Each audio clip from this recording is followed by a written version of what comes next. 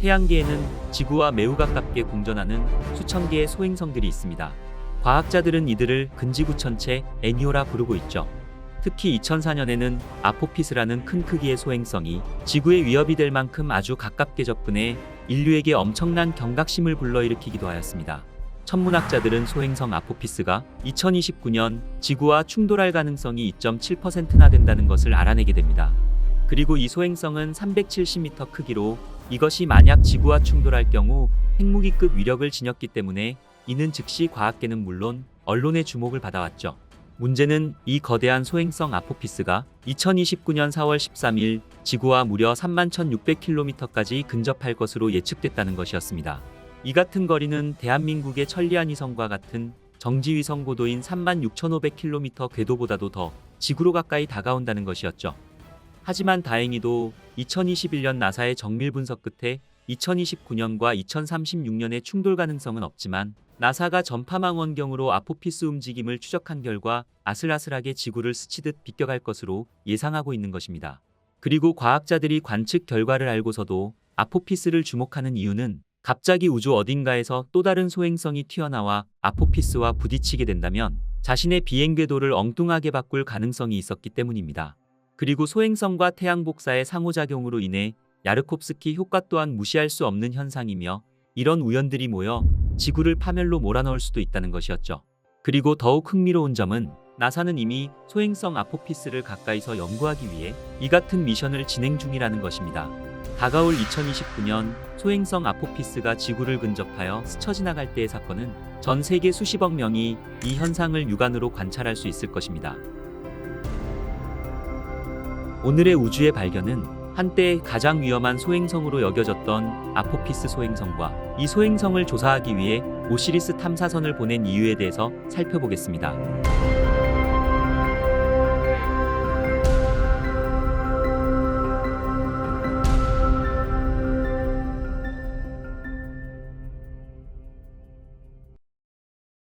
모든 것은 목성에서 시작되었습니다.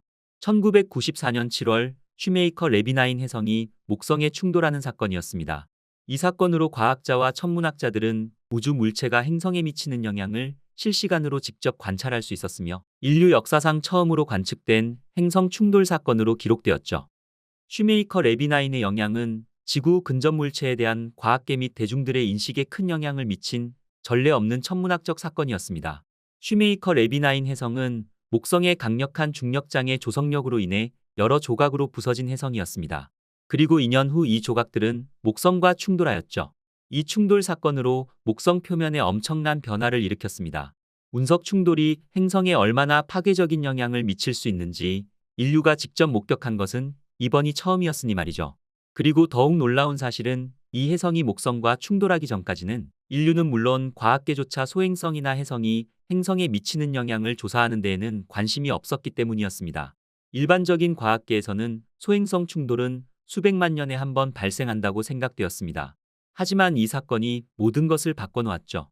이제 우리는 이러한 사건이 우리 태양계에서 일어나고 있으며 지구가 언제든지 목성과 같은 운명을 맞이할 수 있다는 것을 알고 있습니다. 이는 과학계와 미국 정부의 큰 우려를 불러일으켰으며 이로 인해 지구에 위협이 될 수 있는 모든 물체를 찾기 위한 대규모 프로젝트로 연결되게 됩니다. 미양 공우주국 나사와 국가들은 지구 근접 물체 관찰 프로그램을 강화하며 태양계에서 근지구천체 애니오를 식별하고 추적하려는 야심찬 목표를 설정하게 되는 계기가 된 것이죠.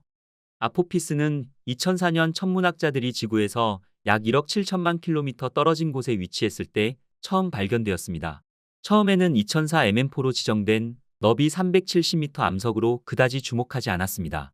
그러나 후속 분석에 따라 2029년 지구와 충돌할 가능성이 37분의 1이라는 사실이 밝혀지면서 인류의 관심을 끌게 되었죠. 37분의 1 확률은 인류 역사상 가장 높은 확률이었습니다. 아포피스는 처음엔 무명의 소행성으로 발견되었으며 한 달 뒤에 아포피스라는 이름을 얻게 되었죠. 아포피스는 이집트 신화 속 파괴의 신이라는 뜻으로 아포피스라는 이름을 얻었으며 지금까지 발견된 가장 위험한 소행성으로 알려지게 됩니다. 아포피스 장축의 길이는 약 370m로 서울 여의도에 있는 63빌딩보다 더 큰 소행성입니다.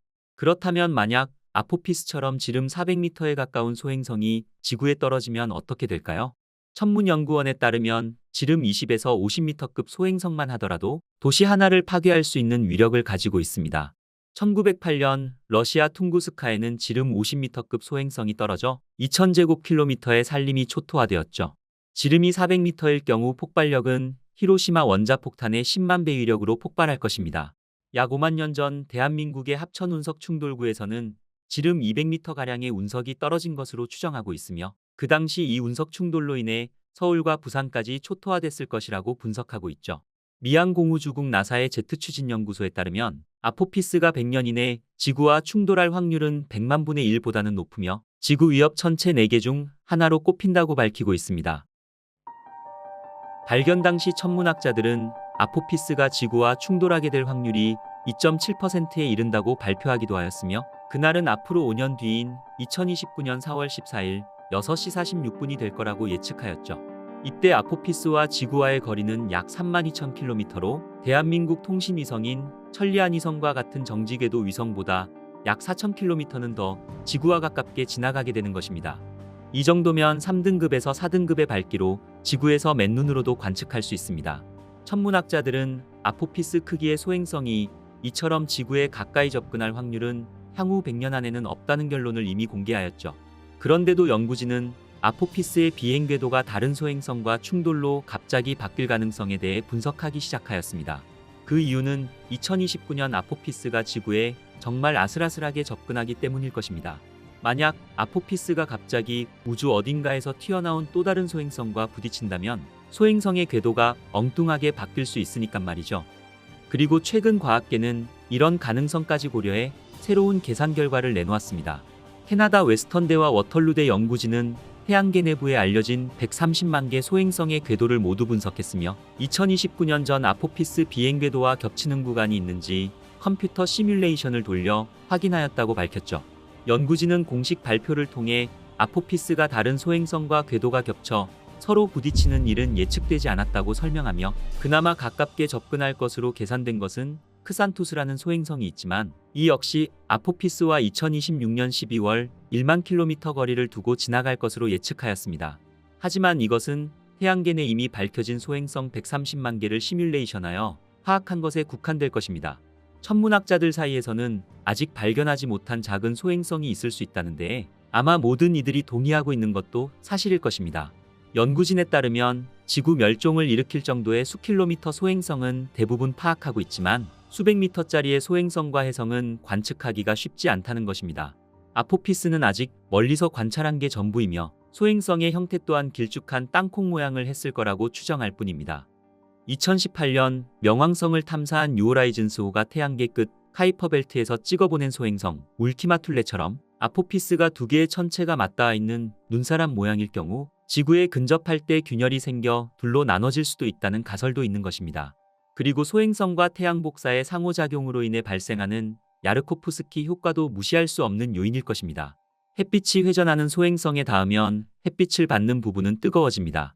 소행성이 회전하면서 햇빛이 없는 쪽은 차가워지고 열이 방출되게 됩니다.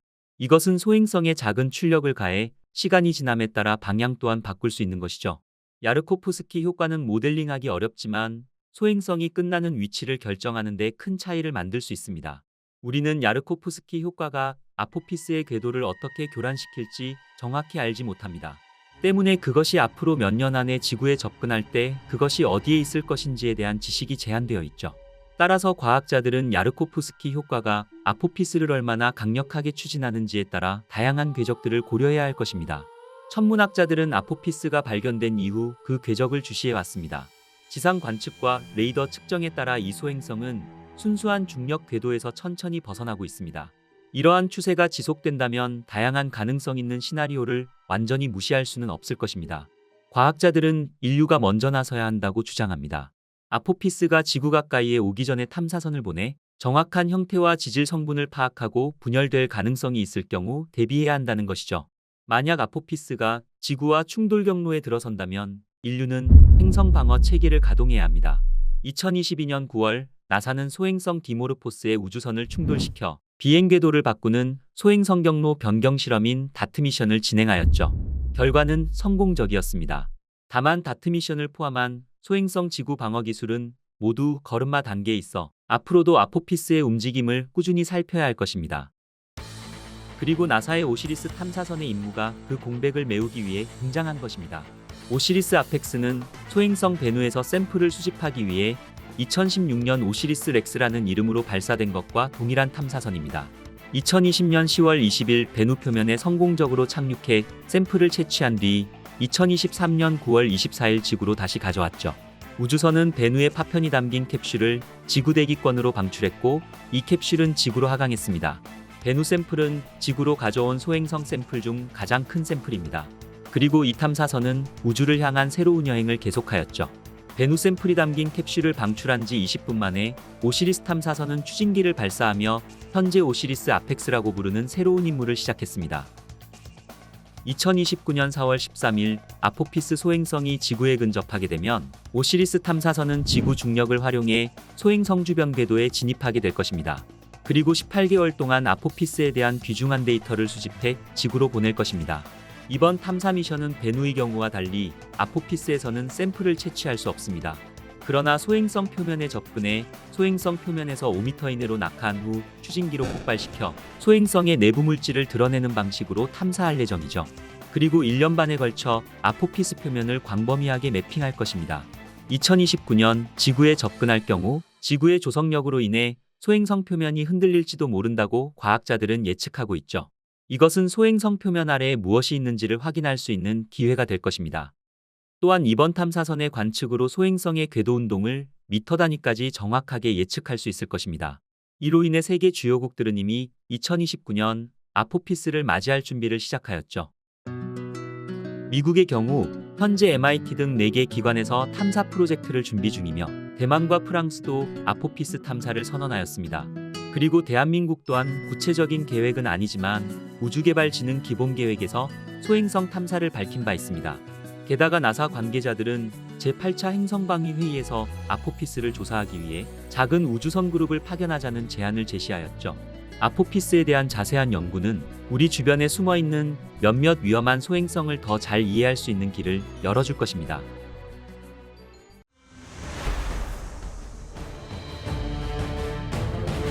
나사의 오시리스 렉스 탐사선은 지난 7년간의 우주여행을 성공적으로 수행하며 소행성 베누에서 수집한 샘플 캡슐을 지구로 보냈습니다. 소행성 베누에서 채취한 샘플은 초기 태양계에 손상되지 않은 역사를 담고 있는 타임캡슐과도 같았죠.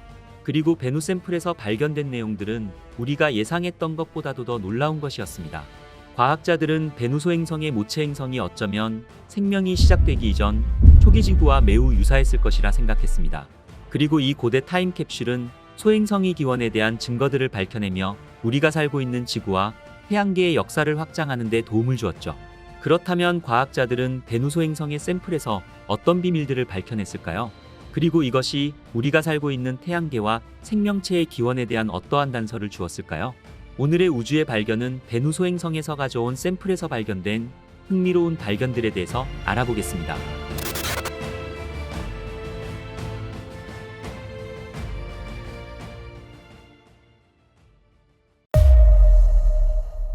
과학자들은 이제까지 수집된 가장 큰 소행성 샘플을 분석하기 시작했습니다. 그리고 이미 몇 가지 흥미롭고 놀라운 것들을 발견했죠. 이 귀중한 샘플은 약 7년마다 지구를 근접하여 지나는 소행성 베누에서 온 것입니다. 베누 소행성에서 가져온 샘플은 약 46억 년 전 타임캡슐과도 같았습니다. 그리고 이 베누 샘플은 초기 태양계에 손상되지 않은 역사를 담고 있었죠. 베누 소행성이 특별한 이유는 지구 같은 행성이 처음 형성될 때 존재했던 것들을 포함하고 있었기 때문이었습니다. 지구에서 발견할 수 있는 소행성과 해성들은 지구의 대기 진입과 충돌로 인해 강한 열과 압력으로 원래 가지고 있던 소행성의 구성 요소들을 변화시켜 태양계 형성을 연구하는 데 어려움이 있었습니다. 하지만 소행성으로부터 직접 샘플을 수집함으로써 이러한 고대 재료를 순수하고 변형되지 않은 상태로 조사할 수 있었습니다. 베누 소행성으로 가는 여정은 2년 4개월이 넘는 시간이 걸렸습니다. 그리고 2018년 12월 3일 마침내 목표에 도착한 오시리스 탐사선은 소행성 주위를 도는 궤도로 진입했죠. 1999년 베누가 발견된 이후 소행성 베누의 모습에 대한 첫 번째 단서는 아레시보 천문대에서 얻었습니다. 그 후 오시리스 렉스 탐사선이 베누로 향하면서 소행성은 몇 개의 작은 픽셀에서 놀라울 정도로 험준한 소행성의 모습을 확대해서 볼 수 있었습니다. 오시리스 탐사선은 2018년 12월 3일 소행성에 도착해 소행성 주변을 돌며 수년간의 탐사를 시작했습니다. 이 탐사선은 건물 크기의 바위들을 발견하며 소행성 표면을 5cm 픽셀의 해상도로 촬영하기 시작했죠. 그리고 베누를 관찰하는 동안 과학자들은 몇 가지 예상치 못한 발견들을 하게 됩니다. 오시리스 탐사선이 발견한 것은 베누 소행성 표면에 있는 바위 파편들이 우주로 튕겨져 나가는 모습을 포착했죠. 이것은 소행성에서 자연 위성들이 우주로 튕겨나가 소행성의 궤도로 들어가고 다시 표면으로 돌아오는 위성들의 전체 생애 주기를 관찰할 수 있었습니다. 오시리스 탐사선은 베누 소행성을 지구와 우리의 달보다도 더 잘 촬영했습니다. 이것은 매우 고해상도 데이터를 사용해 소행성 표면을 놀랍도록 선명한 모습을 시각화할 수 있었죠. 이번 탐사 미션의 가장 흥미롭고 긴장감 넘치는 부분은 아마도 2020년 10월 20일 샘플 수집 미션일 것입니다. 오시리스 탐사선은 터치 앤 고 샘플 수집 메커니즘을 사용해 소행성 표면에 잠깐 접촉하여 샘플을 수집했죠. 그리고 오시리스 탐사선은 탐사선 본체에 부착된 로봇팔로 지구 반환 캡슐에 넣었습니다. 베누 소행성의 지름은 겨우 0.5km의 작은 소행성으로 로봇팔은 거의 무중력 상태에서 샘플을 수집해야만 했습니다. 그리고 오시리스 탐사선에게는 단 한 번의 기회만 주어졌죠.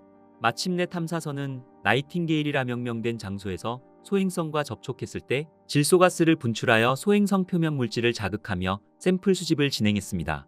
나사가 계획한 최소의 샘플 크기의 요구사항은 60g이었지만 베누와의 6초의 짧은 접촉으로 무려 121g의 샘플을 수집할 수 있었습니다. 이것은 나사가 예상했던 것보다 2배 이상의 샘플량에 해당했죠. 오시리스 탐사선은 7년간의 우주여행 끝에 지구로 돌아왔습니다. 정확히 말하자면 특별한 화물을 반환하기 위해서였죠. 오시리스 탐사선은 2023년 9월 24일 지구에서 약 10만 킬로미터 떨어진 지점에 도달했을 때 샘플 반환 캡슐을 지구대기로 방출했습니다. 그 후 오시리스 탐사선은 지구와의 충돌을 피하며 새로운 미션을 시작하기 위해 추진기를 점화했죠. 이것은 완벽하게 계산된 미션이었습니다. 그리고 반환 캡슐 또한 약 600평방킬로미터 크기의 유타 사막의 목표를 맞추기 위해 정확한 시간과 정확한 각도에서 이루어져야만 했죠. 캡슐은 시속 43,000km의 무서운 속도로 지구를 향해 돌진하며 지구 대기권에 진입했습니다. 끓는 듯한 열기를 가진 캡슐이 대기를 가로질러 스쳐 지나갈 때 캡슐의 표면 온도는 약 2700도에 달하는 최고 온도에 도달했습니다. 이것은 태양의 표면 온도의 절반에 해당할 정도로 엄청난 열기입니다. 캡슐 내부의 120g 샘플은 PICA 차폐막이라는 열보호 시스템 덕분에 이러한 극한 온도로부터 보호받을 수 있었습니다. PICA 차폐막은 캡슐의 운동 에너지의 99% 이상을 제거하며 샘플의 온도를 75도 이하로 유지해 주었죠. 이 차폐막은 일종의 소모성 열차 폐제로 지구로 재진입하는 우주선을 보호하기 위해 외부의 보호층을 사용하는 방식으로 작동합니다. 우주선이 대기를 통과할 때 극심한 마찰을 경험하면서 엄청난 열이 발생되는 것이죠. 이때 차폐제의 온도가 상승하면 외층이 연소되는 소모 과정이 일어납니다. 그리고 이 과정에서 열차 폐제는 녹으며 기화되면서 이 가스들이 우주선에서 열을 빼앗아가는 것이죠. 이러한 차폐제는 반환 캡슐 내부로 열이 전달되는 것을 방지하며 소행성 샘플을 안전하게 유지할 수 있습니다. 지구로 진입한 지 몇 분 후 캡슐은 충분히 감속해 2개의 낙하산 중 첫 번째 낙하산을 방출했습니다. 지상에서는 약 16km 떨어진 지점에서 레이더가 캡슐의 위치를 고정하며 최종적으로 착륙할 지점에서 약 10m 이내로 추적할 수 있었죠. 캡슐은 마지막 1.5km 하강 구간에서 두 번째 낙하산이 펼쳐져 착륙 속도를 시속 18km로 줄였습니다. 캡슐이 지구 대기를 뚫고 들어온 순간부터 유타주의 험준한 사막에 착륙하기까지는 단 10분 만에 이루어졌죠. 수년간의 계획과 몇 달간의 특별 훈련, 여러 번의 리허설 끝에 나사의 회수팀은 헬리콥터를 이용해 반환 캡슐과 그 내용물을 확보할 수 있었습니다. 그리고 며칠 후 나사의 존슨 우주센터에서 과학자들이 샘플 반환 용기의 뚜껑을 열자 놀랍고도 흥미로운 광경을 마주쳤습니다. 과학자들이 처음으로 본 것은 샘플 캔스터의 항공전자 장비 데크에 있는 검은색 가루와 모래 크기의 입자들이었죠. 이 먼지들은 샘플 캔스터의 내부를 덮었을 뿐만 아니라 전자장치가 있는 데크 외부에도 퍼져 있었습니다. 이 광경을 목격한 과학자들은 순간 이해할 수 없었습니다. 완벽하게 밀폐되어 있는 샘플 캡슐 안에 어떻게 소행성의 잔해와 먼지들이 들어갈 수 있었을까? 하지만 곧 나사의 엔지니어들은 그 원인을 바로 알아볼 수 있었죠. 나사의 엔지니어 팀에 따르면 베누 소행성에 착륙했을 때 오시리스 렉스 탐사선의 짧은 접촉만으로도 소행성 표면에서 충격파가 발생되었고 이로 인해 베누 표면의 특정 물질이 우주로 방출되었다는 것입니다. 그리고 그중 일부 물질들은 오시리스 렉스 탐사선이 소행성에서 후퇴할 때 뒤따라 붙으며 탐사선의 외부 표면에 달라붙었다는 것이죠. 처음 샘플을 열었을 때 과학자들은 이것이 베누 프로젝트가 잘못될 수 있다는 불안감이 엄습했죠. 하지만 다행히도 베누 샘플의 대부분은 안전하게 밀봉된 상태로 남아 있었습니다. 그리고 추가로 가져온 보너스 물질들은 베누 프로젝트의 연구자들이 추가적으로 분석할 수 있는 뜻밖의 행운이 되었죠. 그렇지만 이 추가 물질들은 과학 연구에는 사용될 수는 있었지만 내부 샘플에 담긴 물질만큼 순수하지는 않았습니다. 그리고 정말 중요한 메인 샘플의 개봉은 계획대로 진행할 수 없었죠. 나사의 엔지니어 팀들은 메인 샘플 캡슐을 열기까지 수개월이 걸려야만 했습니다. 첫째로는 보너스로 얻은 추가 물질이 내부 샘플에 도달하는 과정을 지연시켰습니다. 나사의 과학자들은 모든 추가 물질을 신중하게 제거하며 목록화해야 했기 때문이었죠. 그리고 이 과정이 오래 걸린 또 다른 이유는 모든 작업이 질소가스로 밀폐되어 있는 글러브 박스 내부에서 이루어져야 했기 때문입니다. 우주에서 가져온 소행성의 샘플이 지구의 산소와 수증기와 같은 지구의 다른 가스와 반응하지 않도록 한 것이었죠. 하지만 이 청정한 환경은 샘플이 오염되지 않도록 하기 위해 필요했지만 이 섬세한 작업은 과학자들을 더욱 어렵게 만들었습니다. 그리고 더 주된 원인은 메인 샘플을 분해하는 과정에서 발생했죠. 이 과정은 터치 앤 고 샘플 수집 메커니즘이라고 불리며 샘플 캡슐을 고정하고 있는 35개의 나사 중 2개의 나사가 기존 도구로 제거할 수 없었던 것입니다. 문제의 2개의 나사는 소행성에서 추가로 들어온 먼지로 인해 나사선이 벗겨진 상태였습니다. 과학자들은 식은땀이 났을 것입니다. 만약 베누까지 힘든 여정을 마치고 캡슐을 성공적으로 회수했지만 이 샘플을 실제로 열 수 없다는 것은 상상하기조차 싫은 일이었을 테니 말이죠. 그렇지만 나사의 엔지니어 팀들은 즉시 필요한 도구를 발명하기 시작했습니다. 그리고 이 도구 또한 샘플을 오염으로부터 보호하기 위해 특정 등급의 비자성 외과용 스테인리스 스틸로 제작되었죠. 나사의 엔지니어 팀들은 맞춤형 비트가 장착된 새로운 드라이버와 같은 도구를 제작한 후 테스트를 거쳐야만 했습니다. 그리고 마침내 모든 시간과 노력이 결실을 맺었습니다. 반환 캡슐이 지구에 착륙한 지 3개월하고도 15일이 경과된 후 나사의 큐레이터 팀들은 이 새로운 도구들을 사용해 캡슐의 내부 물질에 접근할 수 있었습니다. 그리고 51g의 순수한 베누 물질이 드디어 드러났죠. 미양 공우주국 나사는 베누 소행성에서 가져온 샘플 중 70%는 미래 세대가 더 발전된 과학 장비로 연구할 수 있도록 순수한 상태로 보존되었으며 나머지 물질들은 전 세계의 200명 이상의 과학자들에게 연구할 기회를 주었습니다. 그렇다면 이 우주먼지 한 줌이 왜 그렇게 특별하다는 것일까요? 오시리스 탐사선에서 반환 캡슐을 회수한 지 일주일 후 과학자들은 베누 소행성의 토양 샘플을 처음으로 살펴볼 수 있었습니다. 그리고 과학자들은 베누 소행성은 이미 우리 태양계가 존재하기도 훨씬 전 약 45억 년 전에 형성되었다는 것을 발견하게 되었죠.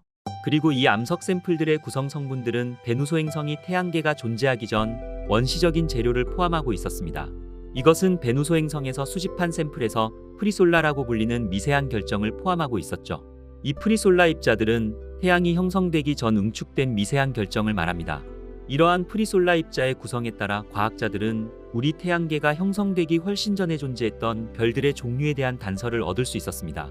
별은 질량이 클수록 더 무거운 원소들을 융합할 수 있습니다. 예를 들어 소형 및 중간 질량의 별들은 수소와 같은 가벼운 원소를 헬륨으로 융합해 연소하며 결국 탄소와 질소 같은 더 무거운 원소를 융합할 수 있습니다. 그리고 거대한 질량을 가지고 있는 별들은 실리콘과 철과 같은 더 무거운 원소를 융합할 수 있죠. 여기서 중요한 것은 이러한 거대 별들은 초신성 폭발로 생을 마감하며 이 과정에서 철보다도 더 무거운 원소들이 우주로 퍼져나가 새로운 별과 소행성 그리고 지구와 같은 행성들을 형성하는 데 재활용되는 것입니다. 따라서 이러한 프리솔라 입자들을 통해 우리가 살고 있는 태양계의 고대 우주의 구성 요소들에 대해 알게 해주었습니다. 아리조나 대학교의 우주화학자 피에르 하에네쿠르 교수는 이러한 프리솔라 입자의 초기 분석 결과가 소형 별과 중간 크기 별뿐만 아니라 초신성의 증거를 보여준다고 말하며 이것이 우리 태양계가 형성되기 훨씬 전 다양한 크기의 별들이 풍부했다는 생각을 뒷받침해 주었죠. 베누 소행성 샘플의 초기 분석 결과는 탄소와 질소, 유기화합물이 풍부한 것으로 밝혀졌으며 이러한 성분들은 우리가 아는 생명체의 필수적인 구성 요소입니다. 그리고 나사의 과학팀들은 샘플에서 물을 함유한 점토 광물 형태의 물의 증거를 발견했습니다. 이 점토광물은 베누소 행성이 한때 물을 포함하고 있었던 더 큰 천체에서 유래했을 가능성을 말해주고 있었죠. 그렇지만 이렇게 황량해 보이는 소행성에서 어떻게 생명체의 필수적인 성분들과 물의 증거들이 베누소 행성에 존재할 수 있는 것일까요? 사실 우주 전역에는 생명체의 필수 성분들이 풍부하게 존재합니다.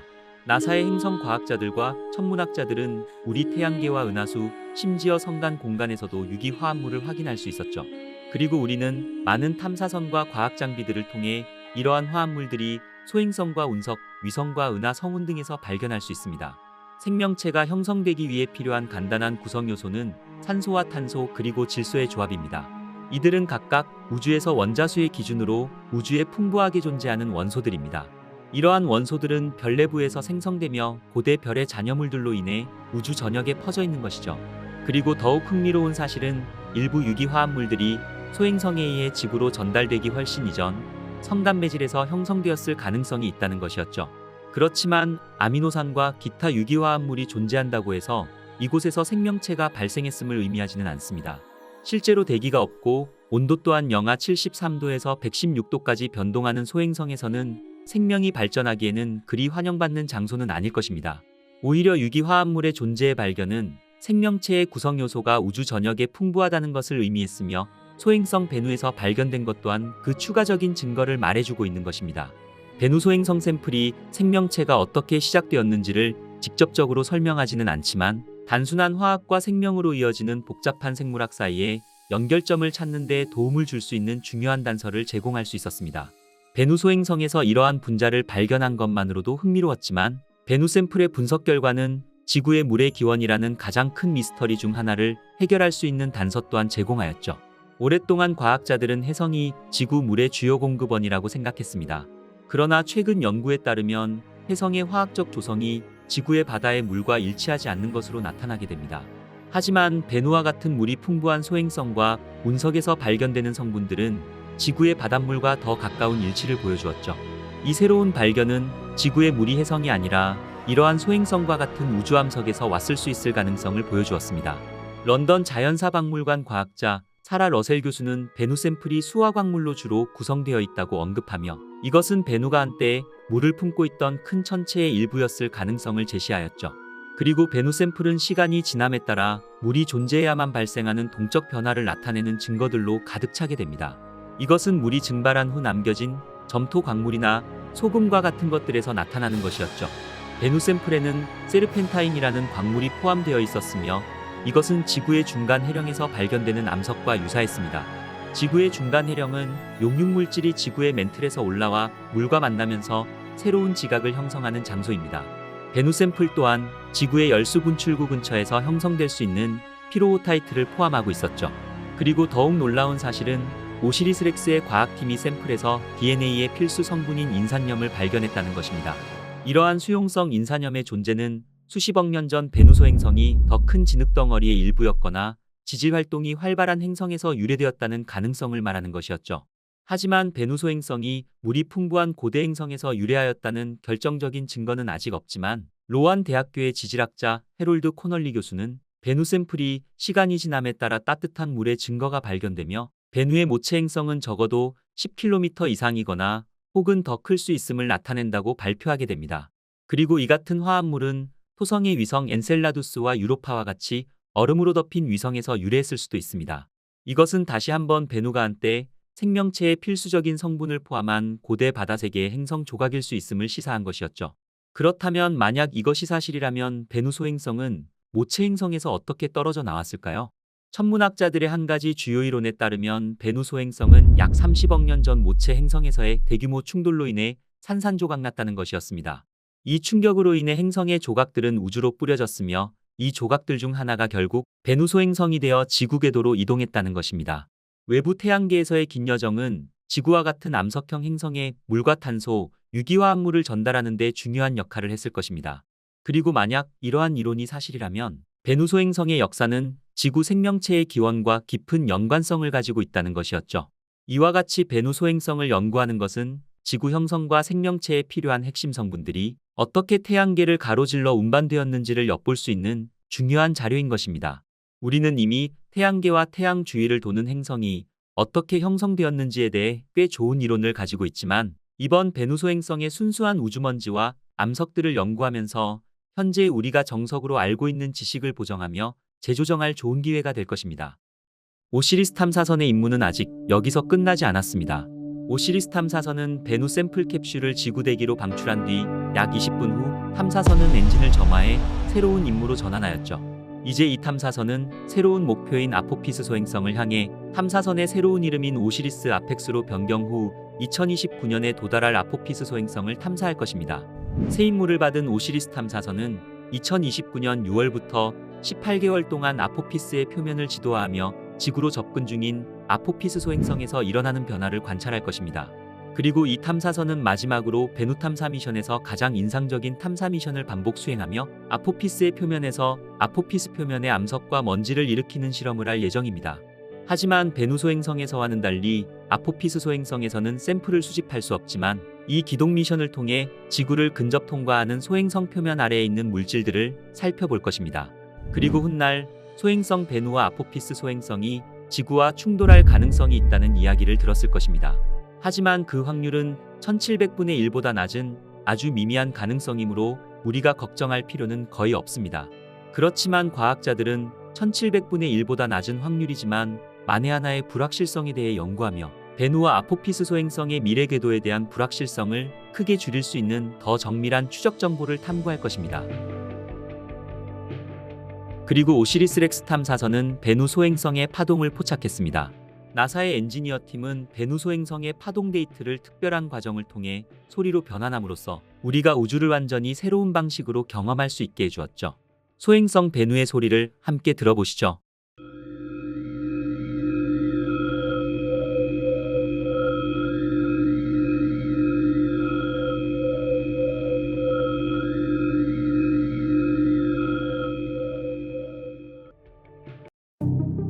로제타 탐사 프로젝트는 유럽 우주국에 의해 수행된 실제 우주 임무인 로제타 탐사선의 놀라운 여정을 기록한 매혹적인 이야기입니다. 2004년 발사된 로제타 탐사선은 67P 추류모프 게라시멘코 혜성과 만나 연구하는 특별한 임무에 착수하여 우리 태양계의 기원에 대한 미스터리를 밝혀냈습니다. 그 과정에서 탐사선은 수많은 성공을 맞이했고 엄청난 도전에 직면하였습니다. 이 이야기는 역사상 처음으로 혜성 가까이에 접근하여 혜성 표면에 착륙하는 것을 목표로 하는 야심찬 계획으로 로제타 탐사선의 발사로 시작되었죠. 10년 이상 우주를 여행한 후 탐사선은 마침내 목적지인 67P 혜성에 도달하게 됩니다. 빠르게 움직이는 혜성을 탐사하기 위해서는 치밀한 계산과 정밀한 기동성이 필요했기 때문에 이 업적만으로도 상당한 성과를 거두었습니다. 탐사선이 혜성에 가까워지면서 필레라는 이름의 착륙선을 혜성 표면에 배치하는 어려운 과제에 직면하게 됩니다. 마침내 착륙선은 성공적으로 풀려났고 혜성 지표면에 역사적인 착륙을 시도하였지만 필레 착륙선의 작살이 착륙선을 혜성 표면에 안전하게 고정시키지 못하는 예상치 못한 큰 좌절에 직면하였습니다. 인류에게 혜성만큼이나 두려움과 경의의 대상이 된 천체는 없었습니다. 이 중에서 가장 널리 알려진 혜성은 바로 헨리 혜성이었죠. 로제타 프로젝트는 1986년, 76년 만에 찾아온 헨리 혜성에서부터 시작되었습니다. 이후 전문가들은 혜성을 망원경으로 관측하는 것을 넘어 직접 뚜껑을 열어볼 마음을 품기 시작하였죠. 과학자들이 혜성에 관심을 두게 된 것은 혜성이 태양계 생성 당시 어떤 물질로 만들어졌는지를 알아볼 수 있는 일종의 타임캡슐이기 때문이라고 생각했기 때문이었죠. 헨리 혜성이 우리 인류에게 보여준 감동은 인류가 혜성 탐사를 본격적으로 시작할 수 있게 하는 원동력이었습니다.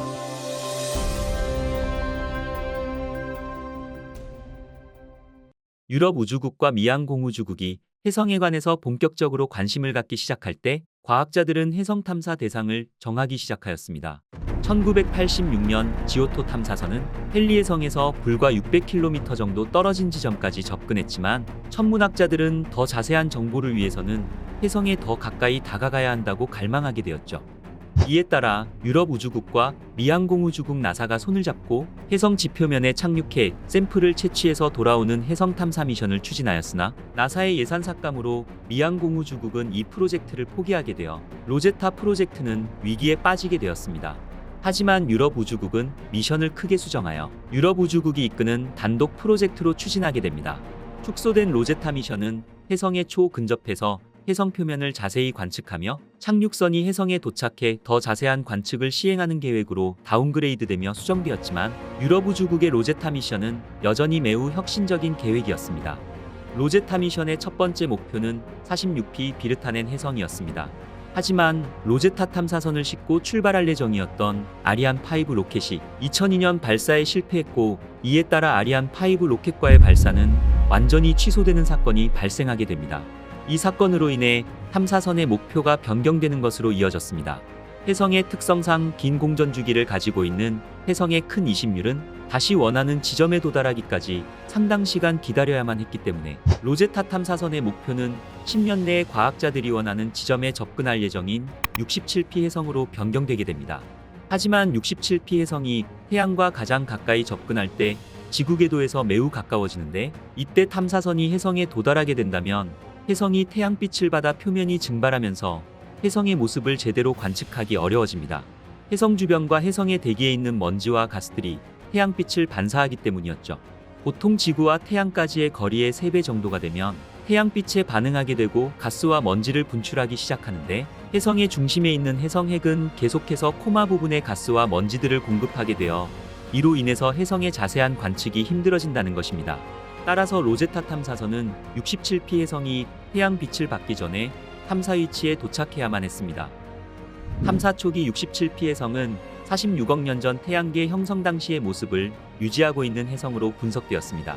과학자들은 로제타가 이 혜성을 탐사해 자료를 보내오면 태양계의 진화 역사와 생명의 기원을 밝힐 실마리를 찾을 수 있을 것으로 기대하였죠.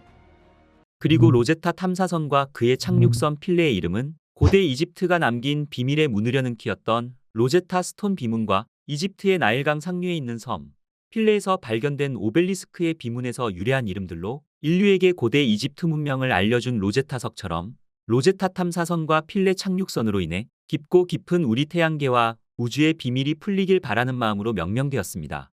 큰 태양 전지판을 양팔 부분에 장착하고 있는 로제타 탐사선은 실제로 탐사선 중량만으로도 2,900kg 정도 되는 매우 무거운 탐사선이었고, 이를 성공적으로 이동시키려면 매우 큰 예산이 필요했기 때문에 플라이바이 기법을 이용해야만 했습니다. 이는 10년 8개월 동안 우리 태양계 안에서 행성 그리고 소행성 등의 중력을 이용해서 속도를 가속하는 방법인 플라이바이 기법을 최소 6번 이상 적용시킨 탐사였기 때문에 최첨단 기술과 정교한 계산이 뒷받침되어야 함은 물론이었으며 아주 작은 실수나 예외도 허용되지 않는 엄청난 탐사 계획이었습니다. 여러 시뮬레이션 결과를 바탕으로 가장 이상적인 계획을 세웠으며 마침내 2004년 지구에서 출발한 로제타 탐사선은 1년 만에 지구에 근접하면서 중력 도움을 첫 번째로 얻었으며 2년 후에는 화성 표면까지 도달하면서 궤도를 수정하였고, 또다시 2년 후에는 다시 한번 지구의 중력 도움을 얻으며 본격적으로 기나긴 여행을 시작했습니다.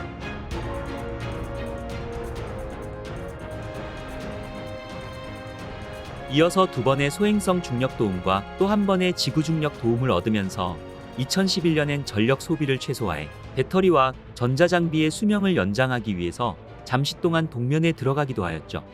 우주 동면은 태양에서 멀어져 태양 전지판을 통해 충분한 에너지를 얻기가 쉽지 않은 우주 공간에서 에너지를 소모하는 과학 탐사 활동이나 지상 교신을 하지 않은 채 우주선이 얼어붙지 않을 정도의 최소한의 열과 알람 기능만 유지한 채 항해하도록 하는 프로그램입니다. 2011년 우주 동면에 들던 당시 유럽 우주국 자료를 보면 처음 시도되는 우주 동면이 안전하게 이루어지게 하는 작업 또한 긴장의 연속이었습니다. 컴퓨터가 정상적으로 꺼져야만 나중에 정상적으로 켤 수 있듯 문제없이 동면에 들게 하기에는 쉽지 않은 일이었습니다. 당시 발표 자료에 따르면 우주 동면 작업은 거의 1년에 걸쳐 이루어졌으며, 먼저 과학 탐사 장비들을 끄는 작업이 이루어지고 이후에 동력 장치를 서서히 끄는 작업이 진행되었습니다. 이 사진은 마지막 신호가 안전하게 끊긴 이후 홀가분한 표정으로 동면 작업 성공을 기뻐하는 연구자들의 표정에서 2011년 6월 당시 사진으로 우주 동면 작업이 얼마나 긴장되는 일인지를 알 수 있을 것 같습니다.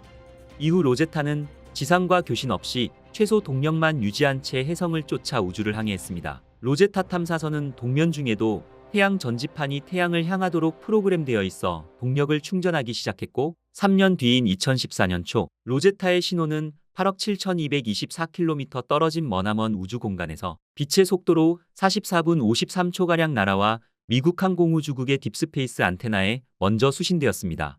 로제타 탐사선은 긴 겨울잠에서 깨어난 후 안녕 세상아라는 메시지를 보내며 목표 해성에 도달하기 위한 여정을 다시 시작했습니다. 2004년 3월 발사된 로제타 탐사선은 무려 65억 킬로미터의 대장정 끝에 10년 만인 2014년 8월 시속 6만 6천 킬로미터로 움직이는 67P 해성 궤도에 무사히 도착했습니다. 그리고 2014년 8월부터는 마침내 67P 해성을 공전하면서 근접 사진을 촬영하기 시작하였죠. 로제타 탐사선이 촬영한 67P 해성은 생각했던 이상으로 아름다웠고 너무나 신비로웠습니다. 해성의 외부 모습이 마치 오리를 닮은 탓에 오리라는 재미있는 별명이 붙기도 하였습니다. 또한 애초에 두 개의 작은 해성이 붙어서 형성된 큰 해성이라는 사실도 확인되었는데, 이와 함께 해성에서 뿜어져 나오는 가스도 관측하게 되어서 태양에 가까워지면서 만들어지는 꼬리의 생성 과정을 추적할 수 있었습니다. 로제타 탐사선은 67P 해성을 25개월간 돌면서 12만 장에 가까운 사진을 촬영하며 데이터를 수집하기 시작했습니다. 그리고 3달 후인 11월 마침내 로제타 탐사선과 함께 동행한 해성 표면 착륙선인 필레가 무한한 도전을 준비하였습니다. 그러나 별탈 없이 진행되는 듯하던 로제타 프로젝트는 이내 큰 난항에 빠지게 되었습니다. 로제타의 동행자인 필레 착륙선을 해성 표면에 착륙시키는 데 어려움을 겪게 된 것이었죠. 해성의 표면 중력은 지구 중력의 10만 분의 1 수준으로 사실상 무중력 상태와 가까웠습니다. 67P 해성 표면에 필레가 착륙하는 것은 결코 쉬운 문제가 아니었죠. 그리고 해성의 표면은 생각했던 것보다 절벽과 협곡이 많았습니다. 로제타 엔지니어들은 착륙 지점을 찾기가 매우 어려웠습니다. 크기가 4km 정도밖에 되지 않는 67P 해성의 중력이 너무 낮기 때문에 착륙선이 잘못 착륙하다가 높이 튕겨 나가기라도 한다면 10여 년의 노력이 물거품이 될 수도 있었으니까 말이죠. 이는 상당히 어렵고 신중한 작업이었습니다. 2014년 9월 마침내 착륙선이자 탐사로봇인 필레의 착륙 지점을 정하게 되었고, 그해 11월 12일 착륙을 시도했습니다. 여러 번 시도한 끝에 간신히 67P 해성 표면에 안착한 필레 착륙선은 곧 바닥으로 굴러 떨어졌습니다. 필레는 착륙 과정에서 튕겨져 나오는 걸 방지하는 역분사 엔진이 동작하지 않아 2번이나 튕겨졌고, 예정지에서 250m가량 떨어진 곳에 결국 불안정하게 내려앉고 말았습니다. 필레가 불안정하게 착륙한 곳은 절벽 옆으로 추정되었으며 태양 빛이 거의 들어오지 않는 어둠 속일 거라 추정하였습니다. 그리고 고정용 작살도 발사되지 않아 아슬아슬하게 안착해 있는 상황이었으며, 드릴을 이용하여 해성 표면을 굴착해 시료를 채취 및 분석하는 과정에서 해성의 약한 중력으로 인하여 우주로 튕겨져 나갈지도 모른다는 가능성이 제기되었지만, 이후 드릴을 이용한 시료 채취는 이루어졌으나 분석이 이루어졌는지에 대한 신호는 받지 못하였습니다. 하지만 문제는 필레에 탑재된 자체 배터리 지속 시간이 64시간에 불과하다는 점이었습니다. 이에 필레는 태양빛을 조금이라도 더 받기 위해 몸체를 35도 회전시키며 기를 썼지만 결국 배터리 방전으로 휴면 상태에 들어갔으며 사실상 작별을 고하게 되었습니다. 해성이 태양에 근접하면서 그늘에서 벗어나 태양광 발전을 사용할 수 있을지도 모르지만 그것도 동면 상태에서라도 작동하고 있어야 가능한 것이기 때문에 필레가 되살아나는 건 힘든 것으로 추정하였습니다. 그러나 2015년 6월 14일 ESA는 필레가 태양광에서 전력을 얻어 7개월 만에 극적으로 깨어났고, 약 한 달간 67P 해성의 구성 성분 등에 대한 정보를 보내온 필레는 지난해 7월 교신이 완전히 끊겨 어디에 있는지조차 파악할 수 없는 신세가 되고 말았죠. 원인은 알 수 없으나 과학자들은 기계오류나 에너지 부족을 원인으로 보고 있으며 2016년 2월 12일부로 공식적으로 영구 동면 상태임을 선언했습니다. 사실상 신호를 다시 받을 가능성은 0%에 가깝기 때문에 더 이상 명령을 보내지 않을 거라고 밝혔습니다. 결국 해성 비밀을 탐사하는 임무는 온전히 로제타의 몫으로 남게 되었죠. 로제타는 이후에도 67P 해성 궤도에 머물면서 혹시 다시 올지 모르는 필레의 통신 신호를 잡고자 교신 시스템을 가동한 채 외로운 탐사를 계속했습니다. 이 과정에서 로제타 탐사선은 우주의 미스터리를 풀 여러 단초를 제공하였습니다. 로제타가 한 가장 중요한 발견은 67P 해성 대기에서 생명체 성분인 글리신과 인을 찾아낸 것이었죠. 물론 생명체를 찾아낸 것은 아니지만 글리신은 아미노산 가운데 생명체를 이루는 단백질을 만드는 성분 중 하나이며, 이는 DNA와 세포막의 핵심 재료인 것입니다. 그동안 과학계는 혜성이 지구와 충돌하면서 아미노산 등 생명체의 구성 요소를 지구에 전달했을 수 있다는 가설을 세워왔으며 로제타의 발견은 이러한 짐작을 뒷받침하는 것으로 과학계에서는 이 엄청난 발견에 대해서 흥분을 감출 수 없었습니다. 그리고 로제타의 놀라운 발견은 계속 이어졌습니다. 또한 로제타는 기존 과학계의 통설을 깨뜨린 것도 있었습니다. 바로 지구의 물이 혜성에서 온 것이 아니라는 사실이었죠. 로제타가 67P 혜성 정보를 지구에 전송하기 전까지 상당수의 과학자들은 물을 머금은 혜성이 지구에 충돌하면서 물이 흘러들어왔을 것이라고 믿었습니다. 하지만 로제타가 보내온 데이터를 분석한 결과 67P 혜성에서 발견된 물의 중수소 비율은 지구 물에 비해 매우 높다는 사실이었죠. 이는 지구의 물의 기원이 혜성일 가능성이 낮다는 것을 의미한다는 것입니다. 이로 인해 지구와 혜성과의 연관성은 다시 멀어졌습니다. 하지만 이 데이터는 소행성의 수분 함량이 일반적으로 매우 낮음에도 불구하고 소행성이 지구의 물 공급원임을 시사하는 모델에 더 많은 가중치를 부여하고 있습니다. 지구의 물은 어디에서 왔을까요? 어쩌면 67P 혜성이 궤도를 돌며 태양과 가까워져 우리가 찾고 있는 물의 기원이 모두 증발해버린 것은 아닐까요? 이처럼 과학 발전에 큰 공을 세운 로제타 탐사선에게도 작별의 시간이 다가왔습니다. 목성 주위를 도는 67P 혜성이 점차 태양에서 멀어지면서부터 태양 에너지를 이용해서 전력 생산하는 로제타 탐사선은 임무를 이어가기 어려운 상황이 된 것이었죠. 이에 유럽 우주국 ESA는 로제타가 끝내 우주 쓰레기가 될 것이라 판단하였고, 그런 상황이 오기 전 로제타를 67P 혜성에 추락시키기로 하는 마지막 임무를 결정했습니다. 이는 로제타를 혜성에 최대한 접근하게 해 더 많은 정보를 수집하기 위한 결정이기도 하였습니다.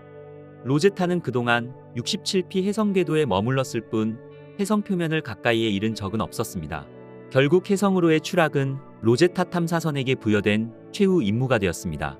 로제타는 최대한 천천히 혜성에 접근하며 고해상도로 혜성 표면을 촬영하고 화학 성분을 분석한 자료를 충돌 직전까지 지구에 전송하였습니다. 그리고 이 과정에서 다시 한번 극적인 일이 일어났습니다. 혜성과 충돌하려고 다가가던 중 그동안 위치를 알 수 없던 필레 착륙선을 찾은 것이었죠. 필레 착륙선은 햇빛이 들지 않는 바위 아래에서 발견되었습니다. 로제타에 탑재된 카메라 오시리스를 개발한 세실리아 투비아나 ESA 연구원은 이제야 필레가 왜 이렇게 통신이 안 됐는지 알았다며 혜성 충돌을 앞두고 필레를 찾게 되어서 정말 기쁘다고 심정을 전하기도 하였죠. 결국 로제타 탐사선은 혜성에 추락하여 충돌 직전까지 11만 6천 장의 사진과 데이터를 지구로 전송한 뒤 12년간의 기나긴 탐사 임무를 완전히 종료하였습니다. 로제타는 잠들었지만 로제타 탐사선이 남긴 자료들의 해석과 연구는 혜성과 태양계의 초기 정보에 관한 실로 엄청난 정보를 전달해 주었습니다. 혜성 궤도에 진입한 일 자체가 2014년 과학계의 가장 획기적인 성과로 꼽힐 만큼 로제타와 필레는 혜성에 관한 인류의 궁금증을 풀어냈으며 혜성의 고해상도 표면 사진을 전송해 지리적 특성을 연구하는 데 큰 도움을 준 것은 물론이고, 대기에서 탄소 성분이 함유된 유기분자와 핵을 둘러싼 먼지와 가스에서 산소 분자가 다량으로 포함되어 있다는 사실을 밝혀냈습니다. 또 필레의 드릴 작업을 통해 혜성 표면 아래는 딱딱한 얼음으로 덮여 있다는 것도 알게 되었죠. 로제타 미션은 인류에게 상상력과 우주기원에 대한 경이로움과 호기심을 불러일으켰습니다. 로제타의 성과는 미래 세대의 과학자들과 우주 탐험가들에게 영감을 주었고, 우리가 우주로 더 멀리 모험을 하면서 그 너머에 있는 우주의 신비에 대한 해답을 찾는 미래의 우주 탐사 임무에 영감을 주었습니다.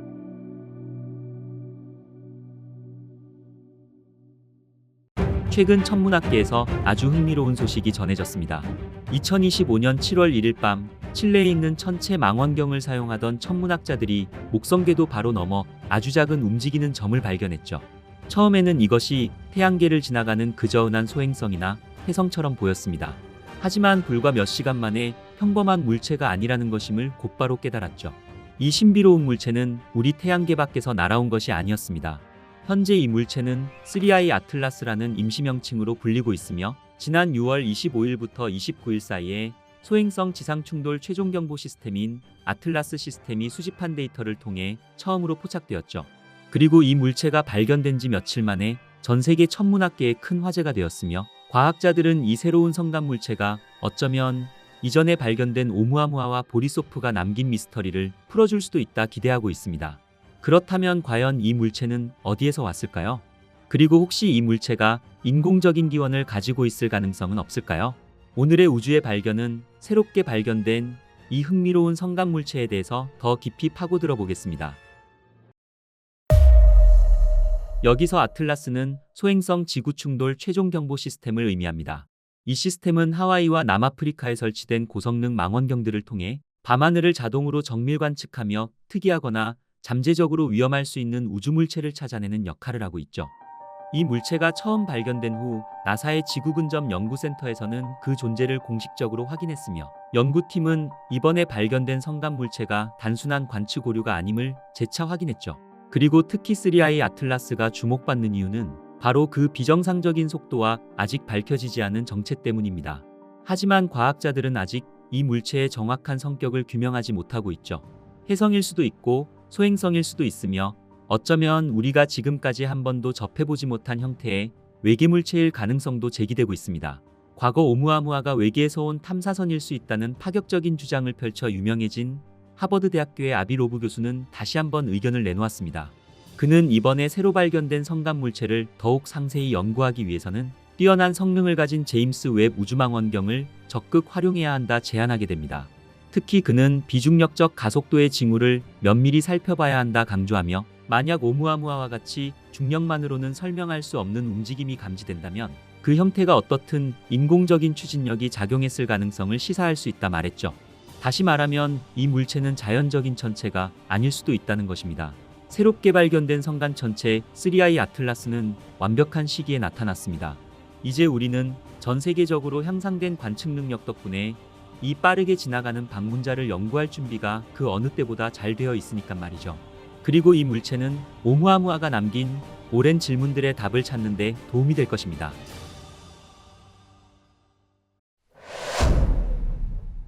칠레에 있는 천문학자들은 망원경으로 하늘을 관측하다 아주 이상한 걸 발견했습니다. 마치 정체불명의 소행성처럼 보였는데 궤적이 아주 특이해서 지구 궤도 근처까지 다가올 가능성이 있다 생각했죠. 처음에는 그냥 A11PL3G라고 불렀습니다. 그런데 시간이 지날수록 상황은 더욱 흥미진진해졌습니다. 7월 1일과 7월 2일에 추가로 관측을 해보니 이 물체가 보통 천체들이 가는 길을 따르지 않는다는 걸 알게 되었죠. 천문학자들이 궤적을 맞추기 시작하자마자 그 징후는 명확했습니다. 그 궤도 경로는 매우 날카로운 쌍곡선 형태를 띠고 있었으며, 이는 태양 중력에 묶여있지 않다는 것을 의미했죠. 이것이 바로 성간 물체의 결정적인 특징이었습니다. 하지만 그 경로를 확인하기 위해 더 많은 데이터가 필요했죠. 바로 그때 샘딘이라는 아마추어 천문학자가 결정적인 단서를 찾아냈습니다.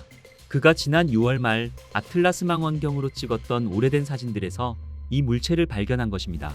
그 덕분에 과학자들은 이 물체의 움직임을 더 정확하게 추적할 수 있었으며, 그 궤도를 훨씬 더 정밀하게 계산할 수 있었습니다. 그 후 우주 물체들을 관리하는 소행성 센터에는 전 세계 망원경들로부터 100건이 넘는 관측 보고가 쏟아져 나왔으며, 심지어 어떤 천문학자들은 이 물체가 혜성일 수도 있다고 보고하기도 했죠. 이렇게 새로운 정보들이 계속 나오면서 소행성 센터는 이 물체에 3I 아틀라스라는 이름을 붙이게 됩니다. 이로써 이 물체는 인류가 기록한 세 번째 성간 물체가 되었죠.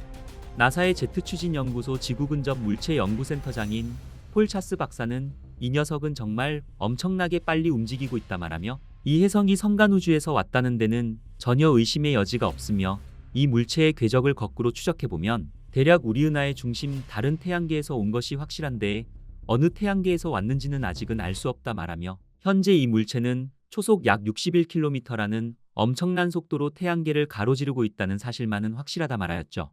새롭게 발견된 성간 천체 3I 아틀라스는 2025년 10월 3일 화성 근처를 지나가게 될 것입니다. 그리고 태양에 가장 가까이 접근할 때는 2025년 10월 23일로 예정되어 있으며, 이때 거리가 지구와 태양 사이 거리의 2배 정도 될 것입니다. 하지만 우리는 걱정할 필요는 없을 것입니다. 이 물체가 태양 근처를 지날 때 지구는 태양의 반대편에 위치하게 될 것입니다. 과학자들은 아틀라스가 지구 가까이로 올 위험은 전혀 없다 말하며, 지구에 가장 근접하는 시점이 2025년 12월 17일로 예상되어 있지만, 이때쯤이면 이 성간 물체는 우리 태양계를 완전히 벗어나 우주 저편으로 영원히 떠나기 시작할 것이니까 말이죠. 그 후에는 계속 바깥으로 이동해 2026년 3월 10일경 목성 궤도 근처를 지나갈 것입니다. 사실 아틀라스가 과학자들을 당황시킨 첫 번째 성간 방문자는 아닙니다. 지금까지 공식적으로 확인된 성간 물체는 단 2개뿐이었으며 둘 다 과학자들에게 풀리지 않는 의문점만 잔뜩 남겨주고 떠났죠. 2017년에는 오umu아무아라는 이름을 가진 성간 물체가 발견되었는데 이것은 인류가 관측한 최초의 성간 물체였습니다. 길쭉한 시가 모양의 이 물체는 우리 태양계를 엄청난 속도로 통과하며 과학자들을 혼란에 빠뜨렸죠. 특히 과학자들이 오umu아무아의 성격에 대해 의문을 가졌던 것은 이 물체가 태양에서 멀어질 때 이상하게도 속도가 더 빨라졌기 때문이었습니다. 보통은 소행성이나 혜성 같은 천체들은 중력 때문에 속도가 느려지는 게 일반적인데 오umu아무아는 일반적인 혜성처럼 행동하지 않았죠. 대부분의 우주함석과는 달리 오umu아무아는 단순히 중력 궤적만 따르지 않았습니다. 마치 무언가가 태양으로부터 부드럽게 밀어내는 것처럼 미세하지만 측정 가능한 가속을 경험했죠. 이런 비중력적 가속은 보통 혜성이 가열되면서 표면에서 증발하는 가스에 의해 발생합니다. 하지만 문제는 오umu아무아에는 눈에 보이는 꼬리도 없었고 가스 분출도 없었죠. 일부에서는 보이지 않는 가스가 분출되어 생긴 자연현상일 수 있다고 주장했지만 하버드 대학교의 아비 로브 교수 같은 분들은 심지어 외계 우주선일 수도 있다는 가능성까지 제기하게 됩니다. 그리고 또 다른 이들은 더욱 도발적으로 생각하며 외계 문명에서 온 라이트 세일과 같은 인공적인 물체일 수 있다 추측했습니다. 인공적인 외계 물체라는 아이디어는 한때 헤드라인을 장식했지만 이후 과학계에서는 대부분이 배제되었죠. 그리고 오늘날 대부분의 과학자들 또한 오umu아무아가 자연물체였다는 데 동의하고 있지만 그 정확한 구성과 기원은 여전히 미스터리로 남아 있습니다. 이후 2019년 보리소프라는 또 다른 성간 방문자가 관측되었습니다. 보리소프는 오umu아무아와 달리 꼬리도 선명하게 보였으며 우리 태양계 내의 혜성들과 유사한 구성을 가진 명백한 혜성이었죠. 보리소프의 발견은 성간물체가 일회성 사건이 아닌 생각보다 더 자주 발생할 수 있다는 것을 확인시켜 주었습니다. 그리고 이 발견으로 어떤 면에서는 과학계에 안도감을 주기도 했죠. 성간혜성이 어떤 모습이어야 하는지에 대한 오랜 기대를 확인시켜 주었기 때문이었습니다. 오umu아무아와 보리소프는 성간물체가 다양할 수 있다는 것을 보여주었으며 이제 아틀라스는 세 번째 데이터 포인트가 되었습니다. 이 물체들 중 어떤 것이 일반적이며 또 어떤 것이 특이한 현상인지를 이해하는 데 매우 중요한 단서가 될 것입니다. 과학자들은 이 새로 발견된 물체의 정확한 크기를 아직 확신하지 못하고 있습니다. 하지만 아비 로브 교수는 최근 이 물체가 비정상적으로 밝다는 점을 말하며 이것이 중요한 단서가 될 수 있다 지적했죠. 그는 이 물체가 유난히 밝게 보이는 이유를 설명했는데 만약 표면이 암석 소행성처럼 어둡고 이렇게 많은 빛을 반사하게 된다면 이 천체의 지름은 약 12km에서 20km에 달할 정도로 엄청나게 커야 한다는 겁니다. 만약 이것이 사실이라면 오umu아무아나 보리소프보다 훨씬 더 큰 물체가 될 수 있다는 얘기였죠.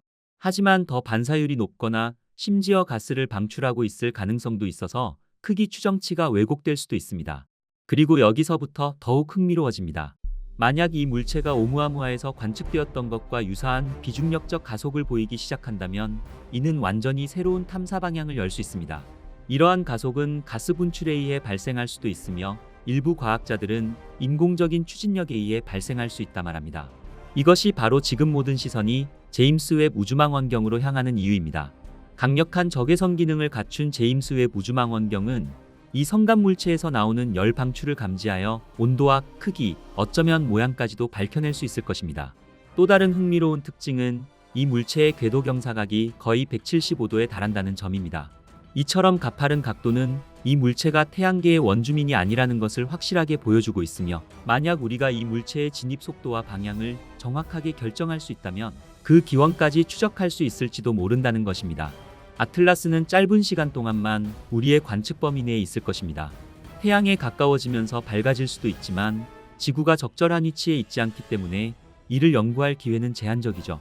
지상 망원경과 제임스 웹과 같은 우주 관측소, 그리고 분광 연구까지 결합한다면 이 물체가 혜성인지 소행성인지 아니면 완전히 예상치 못한 것인지를 알아낼 수 있을 것입니다.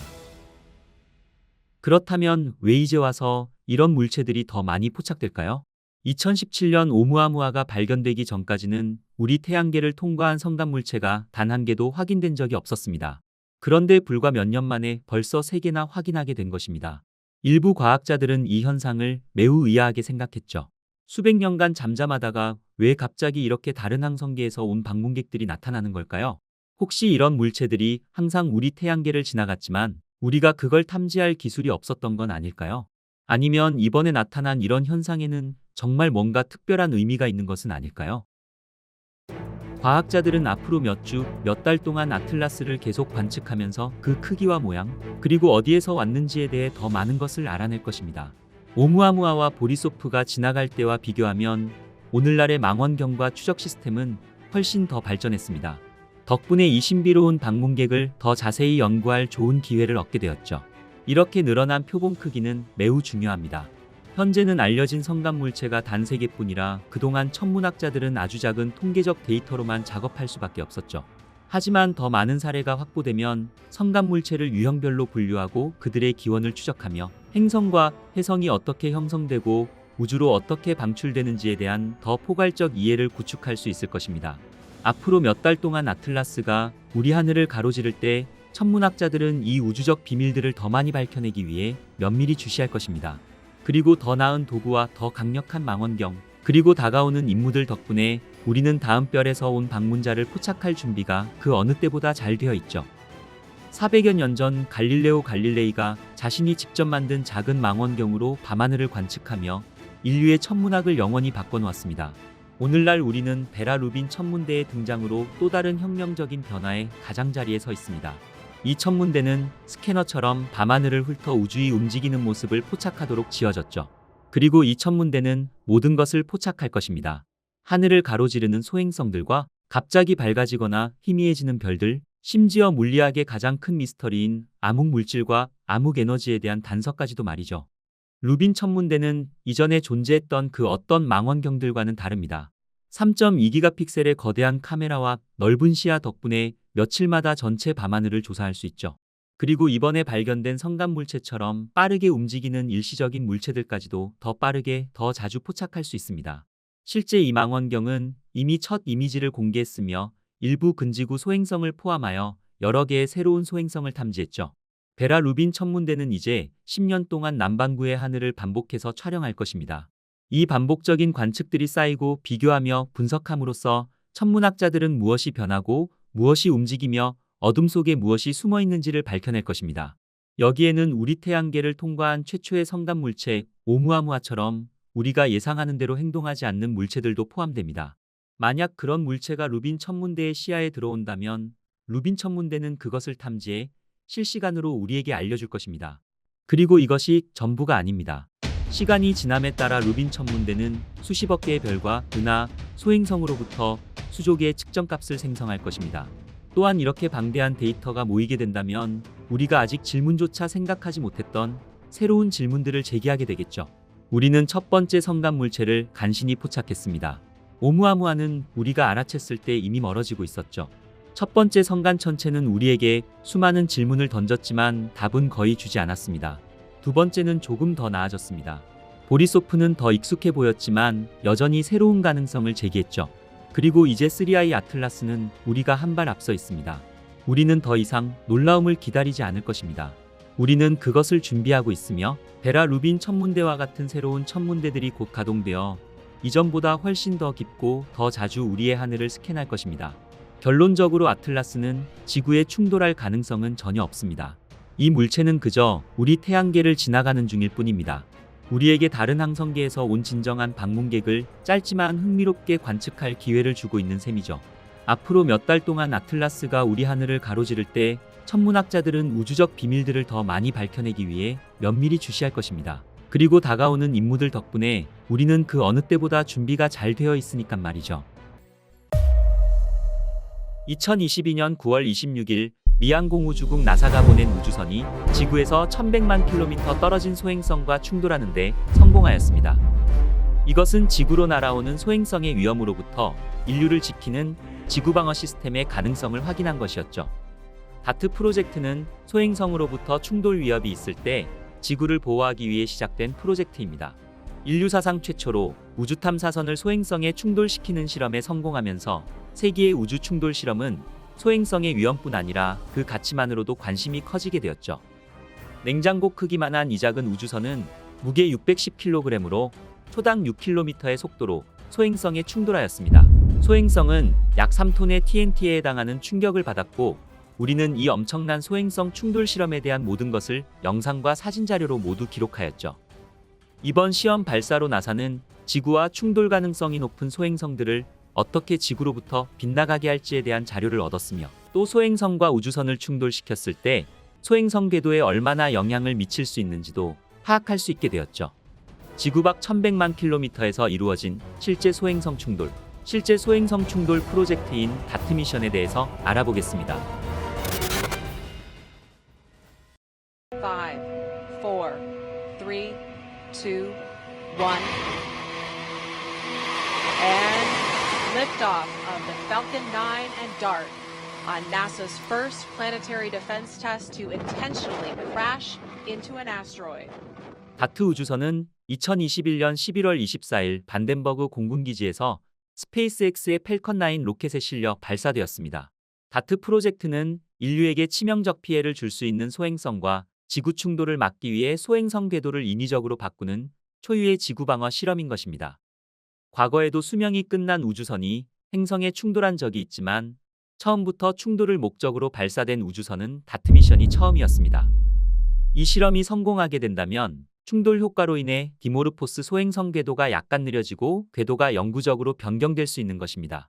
이것은 작은 변화일지 모르지만 시간이 지남에 따라 소행성의 궤도에 장기적으로 큰 영향을 미칠 수 있는 중요한 실험이었습니다. 이번 충돌 실험 대상인 소행성 디모르포스는 직경 160m로 수년 전 공룡을 멸종시켰던 10km 크기의 소행성보다는 훨씬 작은 크기지만 지구와 충돌할 경우 지금까지 사용된 가장 강력한 핵무기보다 6배는 더 강력한 300메가톤 이상급의 에너지를 방출할 수 있을 만큼 엄청난 위력을 가진 소행성입니다. 물론 디모르포스 자체는 우리에게 위협이 되지 않지만 이러한 기술이 발달된다면 6,500만 년 전 비조류 공룡들을 멸종시킨 소행성 칙슬루그와 같은 대격변 사건으로부터 지구를 구할 수 있는 가능성이 높아지는 것이죠. 이론적으로 지구에 도달하기 수년 전에 위험한 소행성을 식별할 수 있다면 우리는 그것을 우리에게 완전히 빗나가게 할 수 있을 만큼 미리 대비할 수 있는 것을 말하는 것입니다. 우리는 인지하지 못하고 있지만 놀랍게도 매일 평균 100톤에 가까운 소행성들이 지구로 떨어지고 있습니다. 물론 그 크기가 작아서 거의 모든 소행성들이 지구대기의 마찰로 인해 소멸되기는 하지만 그중 1m 정도의 크기를 가진 몇 개의 소행성들은 실제로 지구 곳곳에서 관측되고 있습니다. 직경이 수십 미터에서 수킬로미터 정도 되는 소행성은 그 빈도수가 훨씬 더 적기는 하지만 언제든지 지구와 충돌할 가능성이 있는 것입니다. 1908년 지름 약 50m 크기를 가진 소행성이 러시아 시베리아에 떨어졌을 때 서울 면적의 3배가 넘는 지역이 영향을 받았으며 무려 8천만 그루의 나무들과 2000제곱킬로미터의 산림이 사라졌고 수천 킬로미터 떨어진 영국 런던에서도 폭발음이 들릴 정도로 엄청난 것이었습니다. 폭발의 위력은 일본 히로시마에 투하된 원자폭탄의 최대 1000배에 달하는 것으로 추정되고 있으며 2013년 2월 러시아 첼야빈스크주에서 발생한 운석 폭발은 15m에서 20m로 추정되는 작은 소행성이었지만 무려 수천 명의 부상자와 재산 피해를 초래하였습니다. 그리고 더욱 소름 끼치도록 무서운 사실은 지구대기에 들어오기 직전까지 아무도 발견하지 못한 것이었습니다. 심지어 지상에서 관측할 수 있는 수준이 되어서야 맨눈으로 확인할 수 있었으며 소행성의 충돌 모습들은 차량 블랙박스 영상으로 확인할 수 있었죠. 미양공우주국은 1998년부터 지구와 충돌할 가능성이 있는 소행성을 찾아 추적하기 시작하였고 약 3만 개의 소행성을 식별해왔습니다. 하지만 다행히도 그중 어느 것도 우리에게 위협을 주는 소행성은 없었죠. 그러나 미양공우주국이 실제로 포착한 소행성은 전체 소행성의 일부에 불과합니다.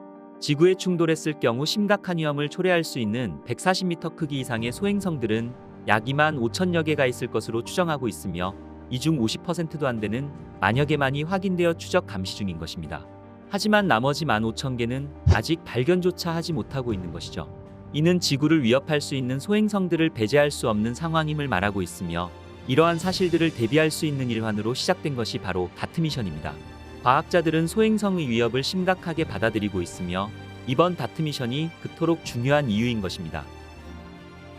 그렇다면 태양 주위를 돌고 있는 수많은 소행성 중에서 왜 하필 디모르포스가 이번 임무의 목표가 되었을까요? 다트 우주선이 충돌하게 될 디모르포스는 쌍소행 성계의 작은 천체로 그리스어로 쌍둥이를 뜻하는 모체 디디모스와 약 1.2km밖에 떨어져 있지 않은 소행성 주위를 도는 위성입니다. 디모르포스의 크기는 길이 163m로 그보다 더 큰 780m의 모행성 디디모스 주위를 11시간 55분 주기로 돌고 있습니다. 이 소행성은 비교적 오랫동안 관측했기 때문에 어떤 시점에서 어디에 있을지를 정확하게 파악할 수 있었죠. 2022년 10월 4일, 향후 40년 중 디모르포스는 지구에 가장 근접할 것으로 예측되는 시점이었습니다. 하지만 실제 충돌은 2022년 9월 27일에 이루어졌죠. 그 이유는 이 시기에 디모르포스가 지구에서 가장 가까운 지점에 있었으며 소행성 충돌 결과를 지구에서 더 명확하게 관측하기가 좀 더 효과적이었기 때문이었습니다. 다트 우주선은 다른 우주선에 비해 특별한 과학적 관측 장비가 탑재되지 않았습니다. 다트 우주선의 크기는 가정에서 사용하는 냉장고 크기 정도이고 무게는 610kg에 불과하며 2개의 롤이 탑재된 금속 상자 형태의 우주선으로 제작되었습니다. 다트 우주선의 목적은 소행성과 충돌하는 것이 목적이므로 목표 달성에 필요한 장비들로 구성되어 있습니다. 넓게 펼 수 있는 태양 전지판과 고해상도 카메라, 충돌 목표 소행성인 디모르포스를 찾아가기 위한 별 추적 장치, 추진에 필요한 추진 시스템과 지구와 통신할 수 있는 고성능 안테나 등으로 목표를 향해 나아가기 위한 최소한의 장치만 탑재되어 있죠. 하지만 우주선에 탑재된 소프트웨어의 경우 군사적 미사일에 적용되는 고성능 프로그램이 사용되었습니다. 이것은 지구에서 발사한 미사일이 지구 밖 1100만 킬로미터를 날아가 목표물에 명중시키기 위한 것으로 미사일에 사용되는 소프트웨어를 다트 우주선에 탑재한 것입니다. 그리고 리차 큐브라는 작은 보조 우주선과도 함께 탑재되어 있습니다. 함께 탑재되어 있는 리차 큐브는 소행성 충돌 직전에 배치될 더 작은 큐브셋입니다. 이탈리아 우주국 ASI에서 만든 이 작은 큐브셋은 충돌 직전과 충돌 순간 그리고 이후 상황을 모니터링하며 그 모습을 포착하는 임무를 가지고 있죠. 약 610kg에 달하는 작은 크기의 탐사선 다트는 약 10개월간 우주를 향해하며 1100만 킬로미터 떨어진 목표 지점까지 초속 6.6km의 속력으로 디모르포스를 향해 날아갔습니다. 충돌 일주일 전 다트 우주선에 탑재되어 있던 작은 큐브셋인 리차 큐브가 분리되었습니다.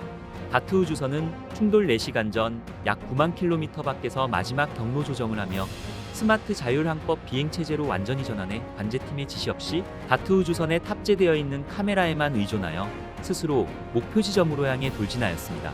나사가 예상한 성공 가능성은 10%가 채 되지 않았습니다. 총알의 6배가 넘는 속도인 초속 6.6km로 날아가는 우주선을 지구 밖 1100만 킬로미터 떨어진 거리에서 고작 160m 관역에 명중시킨다는 것은 결코 쉬운 일이 아니었습니다. 만약 디모르포스에 충돌하지 못하고 그냥 지나간다면 연료 절약 모드로 전환해 2년을 더 기다려야만 했죠.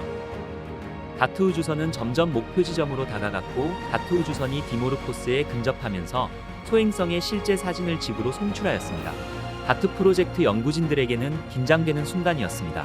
충돌 직전 디모르포스의 표면이 점점 선명해지면서 확대되고 작은 돌 하나까지 구분할 수 있을 정도로 선명하게 보이는 마지막 순간, 다트 우주선이 소행성과 충돌하며 지구로 송출하는 사진이 끊어졌습니다. 다트 미션 팀들은 일제히 환호하며 기뻐하였습니다. 일반적으로 탐사선과의 신호가 끊긴다면 문제가 있다는 것을 의미하지만 이번 다트 미션에서는 성공적으로 임무가 수행되었음을 의미하는 반가운 신호였던 것이었죠.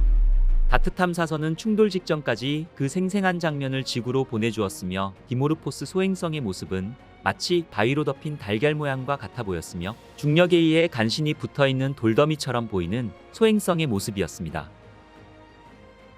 다트 우주선이 성공적으로 디모르포스에 충돌하는 순간 제임스 웹 우주망원경과 허블 우주망원경 등 다양한 우주망원경들과 지구에 배치된 여러 대형 망원경을 이용해 디모르포스의 궤도 변화를 측정하기 시작하였습니다.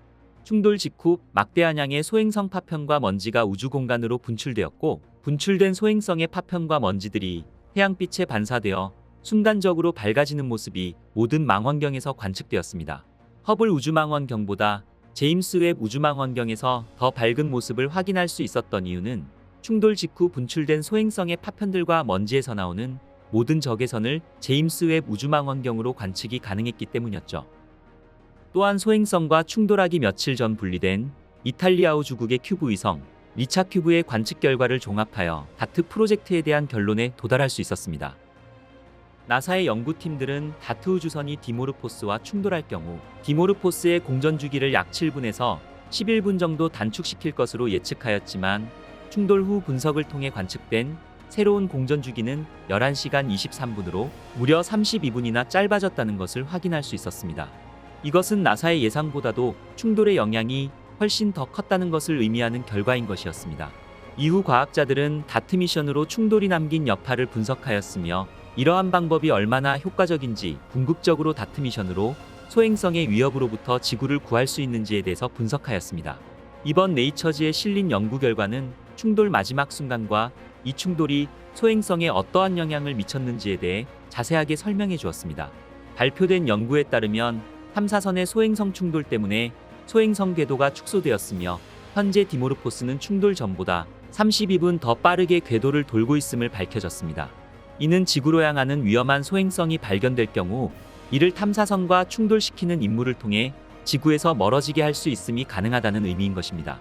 그리고 우주선의 궤적 데이터와 충돌 직전의 소행성 표면 사진을 결합했으며 이를 통해 다트가 초속 6km 이상의 속도로 디모르포스를 향해 돌진할 때 가장 먼저 부딪힌 부분은 태양 전지판 중 한 부분이었고 이 패널은 폭 6.5m의 바위에 부딪혔음을 알아냈습니다. 이 충돌로 인해 디모르포스는 최소 1000톤에 달하는 암석들이 분출되었고 이 파편들은 소행성기로 수만 킬로미터에 걸쳐 소행성의 꼬리를 형성하였습니다. 이것은 마치 혜성과 같은 모습이었습니다. 수많은 망원경들은 소행성의 꼬리가 이동하고 진화하는 과정을 몇 주에 걸쳐 관찰했으며 허블 우주망원경은 충돌 후 사라진 두 번째 꼬리까지 감지하기도 하였습니다. 다트 탐사선은 소행성 중심에서 약 25m 떨어진 지점에 충돌하여 충돌의 힘이 극대화되었음을 확인하였습니다. 충돌 때문에 많은 양의 소행성 잔해가 바깥쪽으로 날아갔으며 이러한 충돌에 대한 힘의 반동은 소행성의 이전 궤도에서 더 멀리 떨어졌으며 이 잔해들의 분사로 인하여 디모르포스의 추가 추진력이 다트 탐사선에 의해 부여된 추진력보다 4배에 달했다고 추정하였습니다.